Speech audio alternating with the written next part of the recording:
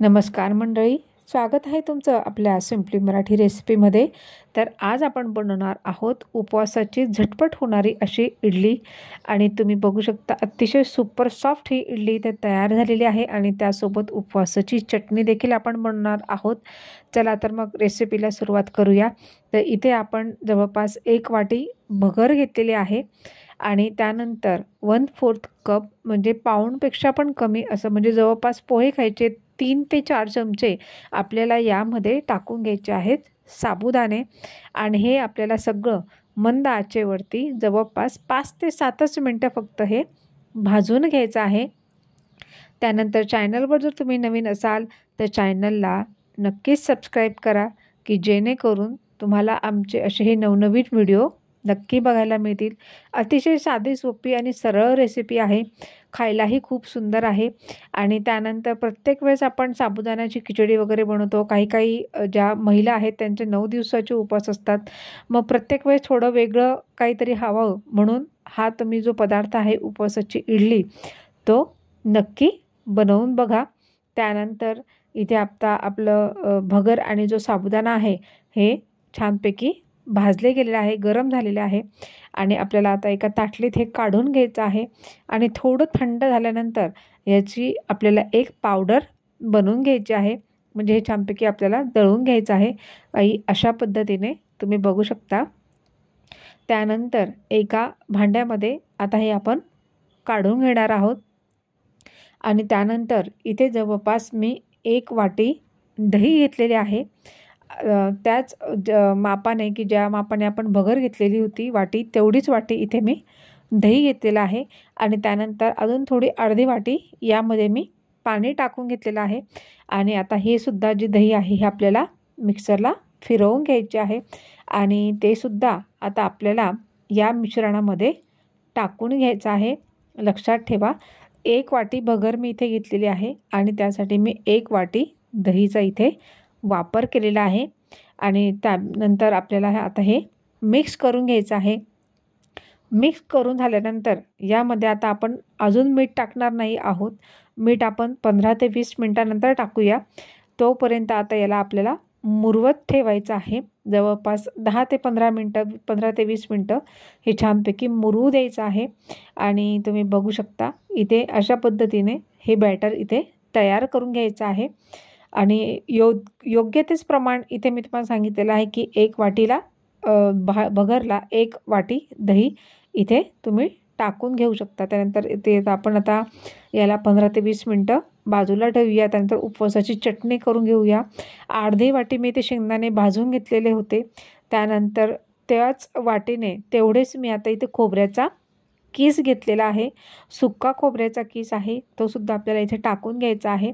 त्यानंतर इथे चवीनुसार मी लवंगी मिरचींचा वापर केला आहे, जवळपास 3 ते 4 आहेत। तुम्ही तुमच्या आवडीनुसार जे तिखट आहे हे कमी जास्त करू शकता। त्यानंतर 1/4 कप म्हणजे साधारण 2 ते 3 चमचे इथे मी दहीचा वापर केलेला आहे आणि त्यामध्ये तेवढ्याच मापाने इथे पाणी टाकून घ्यायचं आहे आणि त्यानंतर इथे आहे उपवासाचं मीठ आहे, सेंधव मीठ आहे, हे सुद्धा मी इथे टाकून घेतलेलं आहे आणि त्यानंतर इथे आपल्याला 2 चमचे साखर टाकून घ्यायची आहे। ही जी चटणी आहे ही खायला अतिशय सुंदर, अतिशय चटपटीत या इडलींसोबत ही तयार होते। ही सुद्धा आता आपल्याला यामध्ये मिक्सरला बारीक वाटून घ्यायची आहे। वाटताना मी पुन्हा थोडं पाणी टाकून याला वाटून घेतलेलं आहे आणि त्यानंतर मिक्सरमध्ये पण थोडं पाणी टाकून याचं असं सैलसर ही चटणी मी तयार करून घेतलेली आहे, तुम्ही बघू शकता। त्यानंतर मिक्सरला थोडं पाणी टाकून घेतलेलं होतं आणि जेवढी तुम्हाला पातळ किंवा घट्ट आवडत असेल ते असे ठेवली तरी तुम्ही चालेल। त्यानंतर तुम्ही ही चटणी अशी सुद्धा खाऊ शकता, म्हणजे कोणतीही फोडणी वगैरे न देता किंवा याला नुसते जिऱ्याची जरी फोडणी दिली, बऱ्याच भागांमध्ये जिरं वगैरे पण खाल्लं जात नाही उपवासाला, तर नाही दिली तुम्ही फोडणी तरी चालणार आहे, परंतु मी इथे जिऱ्याची फोडणी ही दिलेली आहे। त्यानंतर फोडणी झाल्यानंतर हे जे फोडणीचं तेल आहे हे पटकन यामध्ये मिक्स करून घ्यायचं आणि ही आपली उपवासाची चटकदार अशी ही जी चटणी आहे ही सुद्धा इथे तयार आहे। चटणी तयार झालेली आहे आणि आपलं हे जे मिश्रण आहे याला जवळपास 15 ते 20 मिनटं होऊन गेलेले आहेत।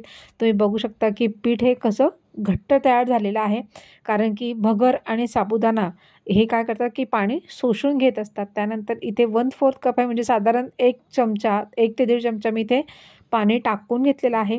त्यानंतर आता आपल्याला यामध्ये टाकून घ्यायचं आहे चवीनुसार मीठ आहे आणि त्यानंतर इथे आपल्याला पाऊण चमचा खाण्याचा जो सोडा आहे तो सुद्धा इथे आपल्याला टाकून घ्यायचा आहे. सगळ्यात पहिले आपण आता मीठ टाकून घेतलेलं आहे. मिठाला आपण पूर्ण मिक्स करून घेऊया या पिठामध्ये आणि त्यानंतर जवळपास पाऊण चमचा इथे मी सोडा हा टाकून घेतलेला आहे आणि त्यानंतर याला ॲक्टिव्ह करण्यासाठी थोडंच आपण साधारण अर्धा चमचा इथे आपण पाणी टाकून घेणार आहोत आणि यालासुद्धा आता पिठामध्ये आपल्याला छानपैकी मिक्स करून घ्यायचा आहे. सोडा टाकल्यानंतर तो पटकन मिक्स करून घ्यायचा आणि त्यानंतर इडली पात्रामध्ये आता आपल्याला ह्या इडल्या म्हणजे टाकून घ्यायच्या आहेत. हे जे मिश्रण आहे इथे मी इडली पात्र स्वच्छ धुवून घेतलेलं होतं. त्यानंतर थोडं तेल टाकायचं. त्यानंतर ते हाताने म्हणा किंवा मग ब्रशने तुम्ही पसरवू शकतात. त्यानंतर जे बॅटर आपण इडलीचं तयार करून घेतलेलं होतं ते आपल्याला एक एक करून इथे आता टाकून घ्यायचं आहे. साधारणपणे 1 वाटी भगर आणि पाऊण वाटी जे साबुदाणा आहे त्यामध्ये 7 ते 8 इडल्या या आरामात तयार होतात. तुम्ही जेवढे घरात सदस्य असतील तसं तुम्ही मेजरमेंट वाढवू शकतात आणि तशा तुम्ही इडल्या ह्या बनवू शकतात. आणि तुम्ही बघू शकता की इथे जे इडलीचं बॅटर आहे जसं आपलं डाळ तांदळाची इडली असते हे तसंच बॅटर आपल्याला इथे तयार करून घ्यायचं आहे. त्यानंतर इडलीचं पात्र जे आहे तिथे मी पहिलेच पाणी गरम करायला ठेवलेलं होतं. यामुळे इडली ही पटकन फुगते पण आणि जाळीदार इडली आपली इथे तयार होते. त्यानंतर फक्त आपल्याला ही जी इडली आहे ही 10 मिनटंच वाफवायची आहे आणि तुम्ही बघू शकता आपली इडली किती छानपैकी अशी मस्त टम्म ही फुगून आलेली आहे आणि खायला म्हणाल तर अप्रतिम. आणि इथे आपल्या आता ह्या सगळ्या इडल्या तयार झालेल्या आहेत आणि तुम्ही बघू शकता अतिशय सहज या इडल्या निघतात देखील आणि तुम्ही बघू शकता की किती जाळीदार या इडल्या इथे तयार झालेल्या आहे. चला तर मग रेसिपी जर आवडली असेल तर चॅनलला नक्कीच लाईक करा, शेअर करा, कमेंट्स करा आणि हो जाता जाता चॅनलला सबस्क्राईबही करा. व्हिडिओ बघितल्याबद्दल धन्यवाद.